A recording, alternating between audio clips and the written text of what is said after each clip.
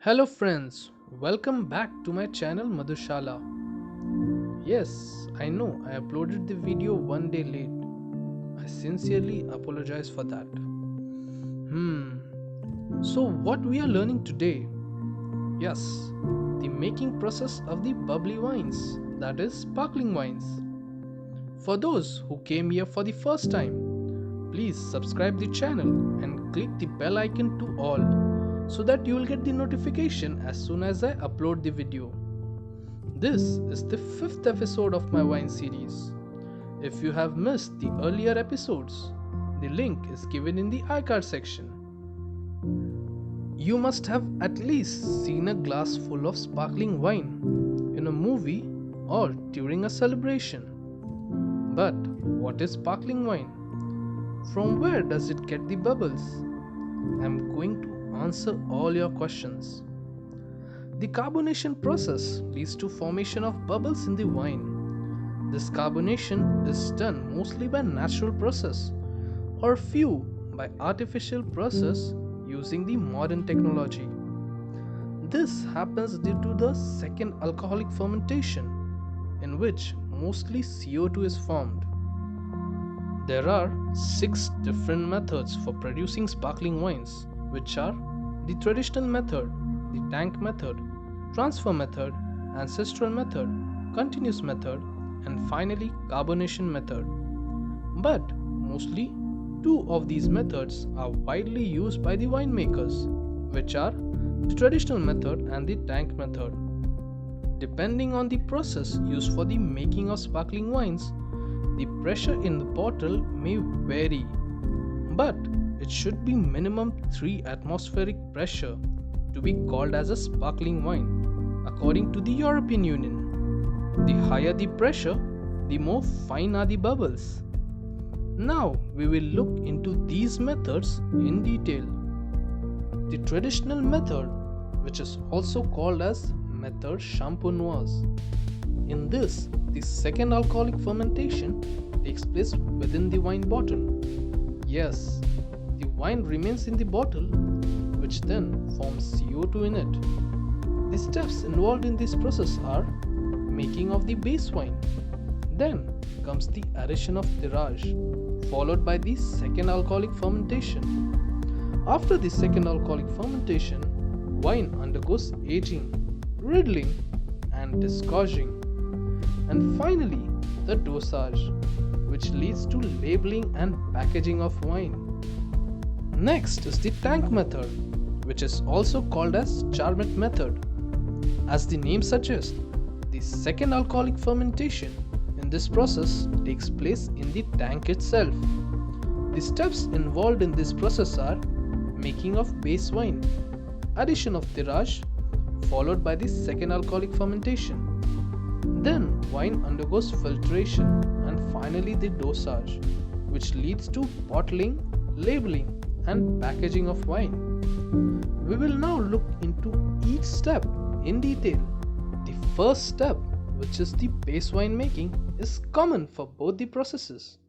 The grapes are harvested a bit younger, with the Brix ranging from 17 degree to 20 degree, and titrable acidity as high as 8 gram per liter. The goal is to finish the first alcoholic fermentation with alcohol concentration up to 11% volume by volume, so the wine is fermented dry. Different base wines are blended by the winemaker, which is called as cuvee. Example, for champagne, the grapes used are Chardonnay, Pinot Noir, and Pinot Meunier. As you can see in the picture, there are samples of different base wines which are blended, and the final blend is decided by the winemaker. The second step is the addition of tirage.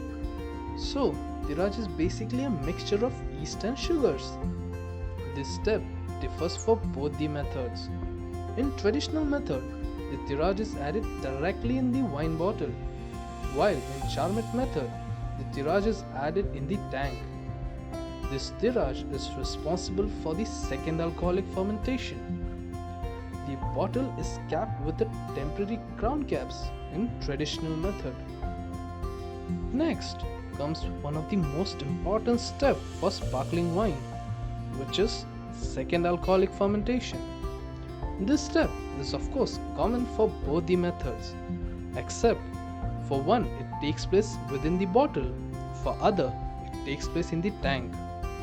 The second fermentation adds about 1 to 1.5% of alcohol to the wine, and CO2 gets trapped inside the bottle and in the tank. The tank used for the Charmet method are called as autoclave tank, as they can withstand a higher pressure than normal tanks. In Champenoise method, the yeast dies due to autolysis and remains inside the bottle as lees, while in the tank method, the yeast autolysis is not prevalent because the surface area of yeast to wine is lot less than in the traditional method. Hence, the wine undergoes filtration. The fourth step varies for both the processes. The wine undergoes aging in traditional method, while it is filtered and transferred to other tank in the Charmet method. The example of wines made from the traditional method are Champagne from France, Cava from Spain, and some Italian wines, including Franciacorta and Trento.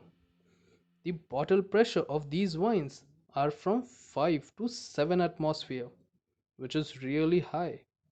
The examples of wine made from the Charmet method include Prosecco from Italy and Lambrusco, which is a red sparkling wine from Italy. The bottle pressure ranges from 2 to 4 atmosphere. Champagne requires minimum 15 months of aging, while Cava requires 9 months of aging.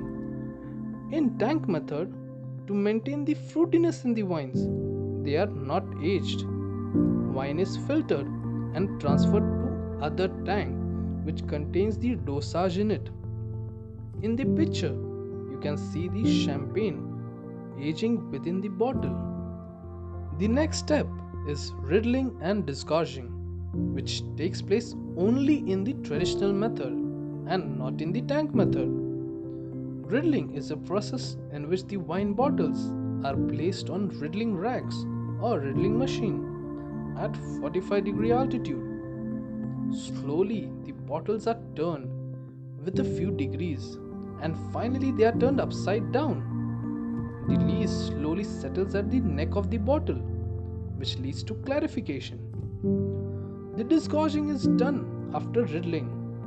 The bottles are placed upside down into a freezing liquid, which is a non-toxic propylene glycol, at a temperature of -25 to -30 degrees centigrade.